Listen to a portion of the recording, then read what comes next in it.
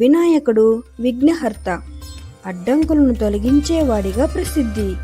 అడవిలో ఏనుగు తన శక్తితో దారిని శుభ్రం చేసినట్టే మన జీవితంలో వచ్చే అడ్డంకులను వినాయకుడు తొలగించి మనకు ధైర్యంగా ముందుకు సాగడానికి దారి చూపుతాడు.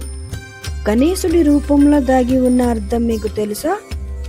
అతను పెద్ద తల మన ఆలోచనలు ఉన్నంతగా ఉండాలని గుర్తు చేస్తుంది.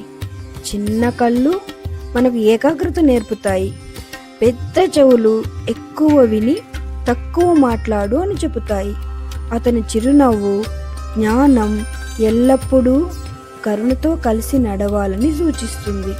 అతని చిన్న వాహనం ఎలుక ఒక రహస్యాన్ని చెబుతుంది.